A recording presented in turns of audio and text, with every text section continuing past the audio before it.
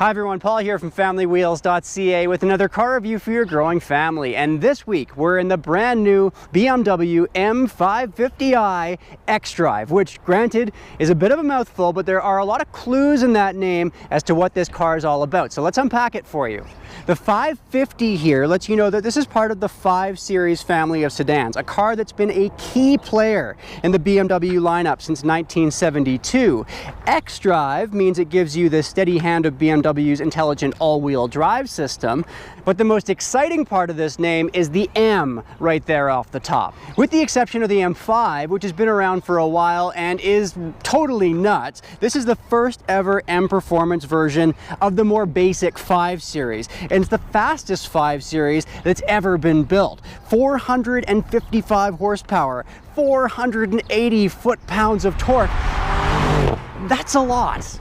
This is no snoozer sedan meant to take you to and from the early bird special at Swiss Chalet, although even that would be fun in a car like this. But the fact is, cars like this aren't meant to be stood in front of, they're meant to be driven, so let's get right to it this week here on Family Wheels.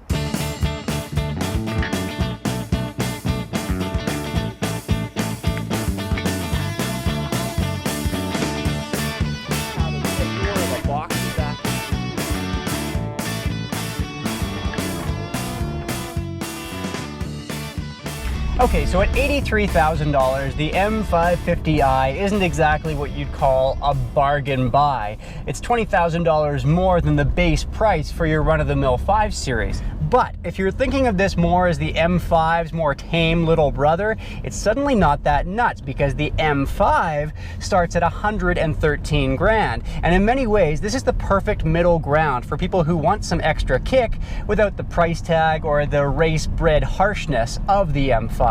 Because you're still getting a car that rockets you to 100 kilometers an hour in 4 seconds, thanks to an M Performance twin-turbo V8. That means that you have 120 more horsepower on tap in this car than the next most powerful 5 Series. You're also getting an M-tuned chassis, sharper, more precise steering that's not weighted too heavily for daily driving. We also have an M-tuned version of BMW's 8-speed automatic transmission that is just silky smooth. That is a lot of equipment pulled straight from the M division for this price point. And you send all that power through a rear-wheel biased all-wheel drive system, and this car has a velvety confidence to it that's just a treat.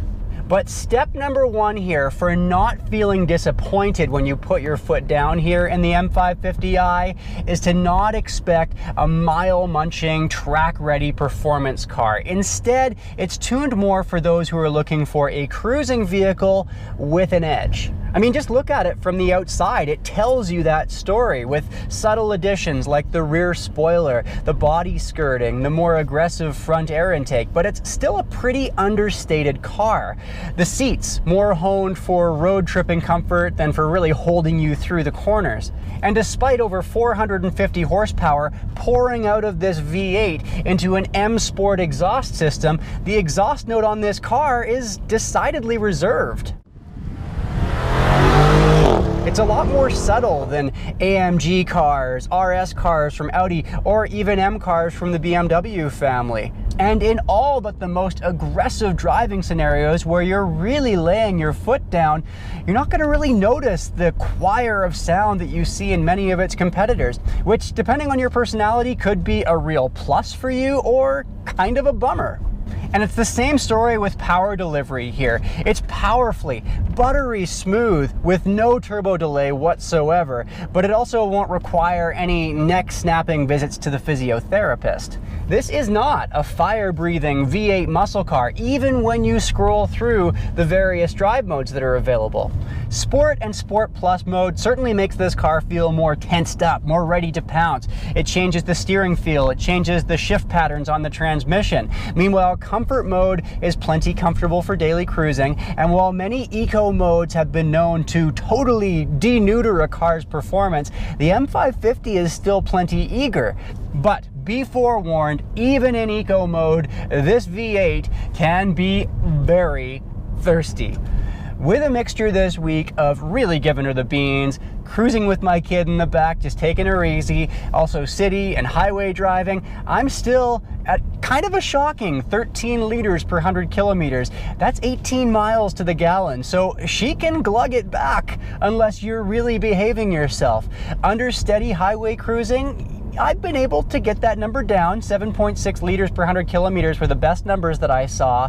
Those numbers are aspirational, but probably not realistic, because the fact is, why would you buy a car like this to be well behaved all the time? Now jump inside the M550i and it sure looks pretty. BMW and Audi for me are the gold standard for pared down yet luxurious cabins with amazing materials throughout, and there is no doubt as well that you're sitting in something a little more special here than the regular 5 Series. M door sills, the latest M design steering wheel, aluminum pedals, chunky paddle shifters that you can really bite into, contrast stitching in the seats. It's a treat in here. Now, the more standard 5 Series was redesigned for 2017, and you're going to find a lot of the same clever interior features on this car as you will in the more basic version of the 5 Series. The climate functions are straightforward, easy to use, and this latest 6th generation iDrive infotainment system is really one of the best in the industry right now. You can either control it on this super clear touchscreen, or you can use the iDrive dial down here. And while I normally don't like dial systems, BMW has made theirs intuitive and a real pleasure to use. The same goes for the voice recognition software. It doesn't skip a beat. And just check out this incredible optional 360-degree parking camera. I don't even know how they managed to do this, but that is badass. But unfortunately, it's not all good here on the interior of the M550i. At 100 kilometers an hour, I'm picking up a solid dose of road noise, 68 decibels, which makes it a fair bit louder than many other cars in this class of vehicle. The instrument cluster in front of the driver is now digital, but unlike the totally customizable virtual cockpit that we see from Audi, you can't personalize it much. And honestly, in a performance BMW, I just kind of prefer the old school analog dials like we saw in that 4 Series that we were reviewing last year. Then there's this super gimmicky gesture control function for controlling the infotainment system. I already have what, like 4 ways of controlling things in here? Isn't that enough? And besides, it often seems like my gestures wind up being misconstrued and kind of screwing things up anyway. But it is kind of cool that Roger, my son, all of a sudden thinks I've got magical wizard powers in my fingers. Now, another thing that I'm not crazy about that we're seeing kind of industry-wide right now in more premium vehicles is the use of high-gloss piano black plastic. Even though BMW is using high-grade materials in here, and this car that we're testing here only has a couple thousand kilometers on it, this shiny plastic already showing tons of tiny little micro scratches, and I think it'll just look downright terrible within 5 years. And while it is super cool that you can now get wireless pairing in BMW vehicles with Apple CarPlay, it is not cool that Apple CarPlay is a $750 option. It's also not cool that Android Auto isn't available at all. Other options that you pile into this tester, well, there's the $6,500 premium package, which gives you ventilated front seats, radar parking assist, that 360-degree parking camera I was talking about, and satellite radio, which I don't know. You see, this stuff that I'm talking about here really shouldn't have to be an option. And then there's the driver assistance package with all that sort of techie safety feature stuff like lane keep assist, adaptive cruise, evasive driving assist functions. That's going to add an extra $1,500 as well. I'm sorry, but I have seen cars a third the price of this BMW coming with all of those features on board. This is a big gripe of mine with BMW. You wind up having to pay a lot more for features that you might kind of expect to see in a car that's coming in at 83 grand. And that means that as tested here, in fact, this car that I'm driving this week comes in at over $93,000. And if you're on the taller side like me, you're certainly not going to be able to wear a cowboy hat in here. At 6'2", with the seat down as far as it'll go, I have about ½ an inch of extra headroom. And given what an iconic business sedan this is, that kind of surprised me. Some similar kind of surprises in the back seat. I actually have slightly more headroom back there, believe it or not, and the seats are very comfortable. But despite striking a rather large stance from the outside, you know, thanks to its long athletic hood and its sweeping roofline, the M550 doesn't have a particularly spacious second row, especially when you've got a tall person like me up front. Now with my wife, who's 5'7" in the driver's seat, there's going to be enough room for adults back there, but there isn't what I would call acres of legroom.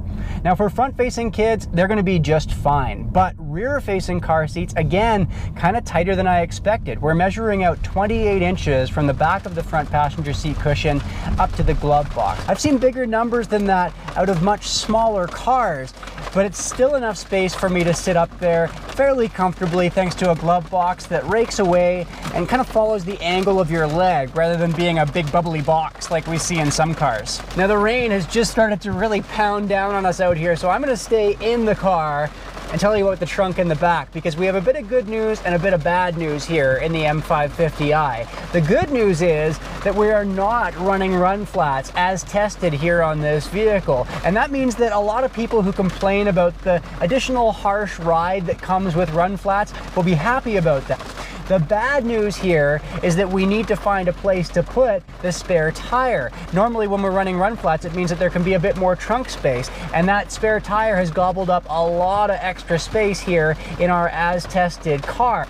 In fact, I would say that this is the tightest trunk that I've ever come across in a car of this size. It's still very deep, but height-wise, we could barely shoehorn our stroller as part of our standardized trunk test in there.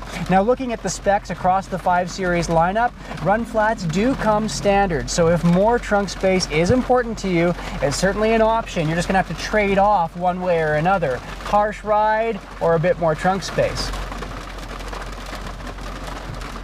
Well, the M550i, it's an interesting car, isn't it? Either you're really gonna like the fact that this is like the M5 on a diet, or you're gonna think that slapping M badges all across this car is diluting the prestige of BMW's M division. The fact is, though, it's a far more livable everyday driver. And it's not sleepy either. It's not languid, but it's also not too sporty or harsh. It doesn't scream out to the world, sport-tuned beast. So if you're the kind of person who likes to fly under the radar a little bit and doesn't want to be super showy with fizzling and popping exhaust notes every time you drive down the street, but you still want some M-inspired V8 confidence, well, this could be the middle ground that you've been waiting for. Now, next time on the channel, we're back in a car perhaps a bit more attainable to the masses, the rebadged Toyota Corolla IM. That's coming up in a week from now, right here on Family Wheels.